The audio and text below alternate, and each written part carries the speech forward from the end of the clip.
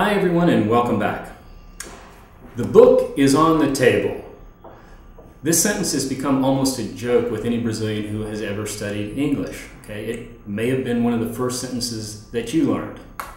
But knowing which preposition to use is very important, and these little words can give us very big headaches. My students often tell me that they have difficulty knowing when to use prepositions, and particularly at, on, and in. And I think of these, particularly in and on, cause the most difficulty with Brazilians because you would typically translate each one as em. Right?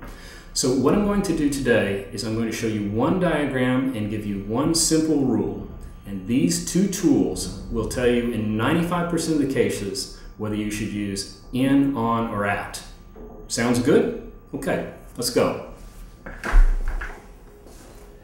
Now, I'm a visual learner, and I think that most people are as well.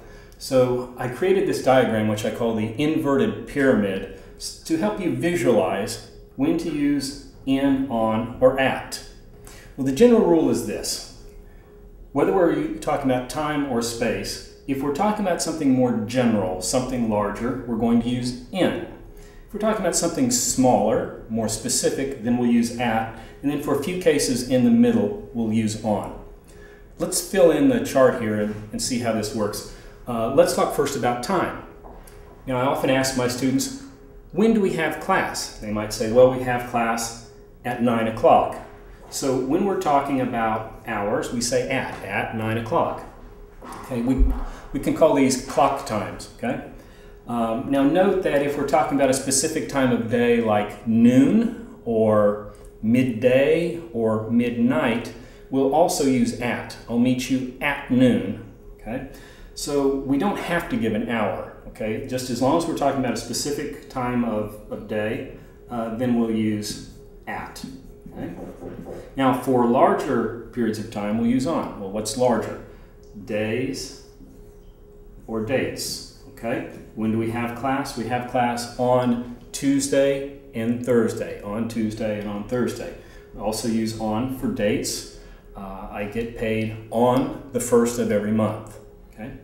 For anything larger than a day or a date, we're going to use in. Now what's larger? Well, it could be a week, it could be a month. I'm going to the United States in September. Okay? For a year, I was born in, okay?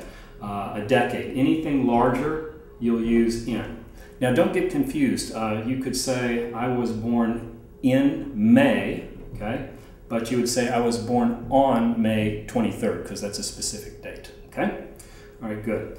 Now there are just a few exceptions on the time side. There are always exceptions in English, but you probably know these already, okay? We talk about in the morning, in the afternoon, in the evening, but at night. Why, I don't know. But those are your few exceptions, and you probably know this already.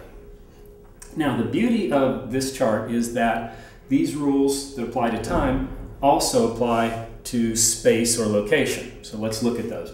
When do we use at?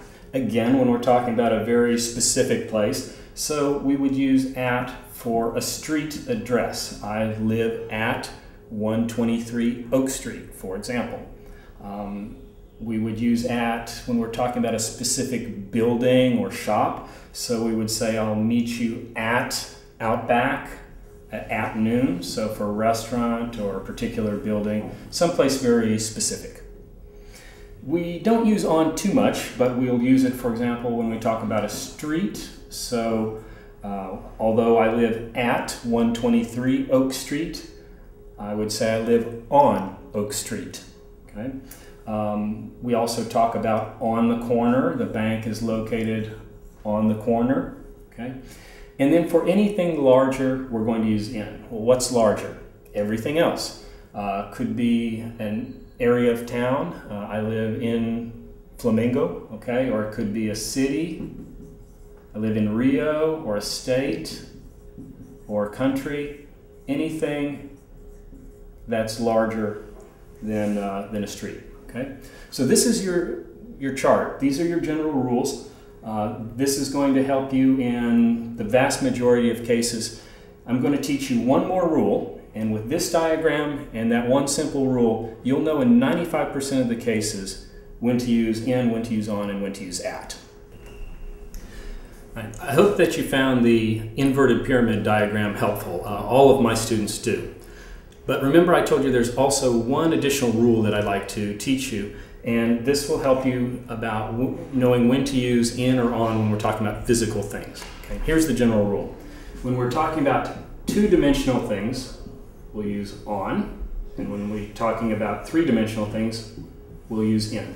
Okay? So for example, well, the book is on the table, right? You would also say the picture is on the wall, the light is on the ceiling, okay? We use in when we're talking about three-dimensional things. So class is in the room is in the building, right? A few more examples.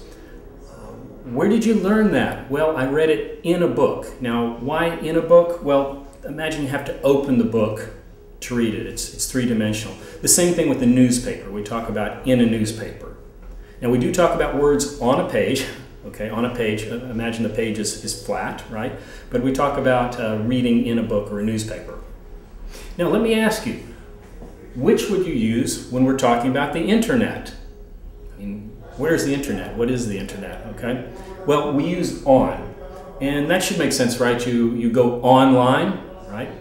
So just imagine that when we're talking about the internet, visualize a screen, a two-dimensional tela or screen, okay? And that will help you, all right? So with this general rule and the inverted pyramid, you're going to know in 95% of the cases whether to use in, on, or at. I hope that this lesson was helpful for you. I'll see you next time.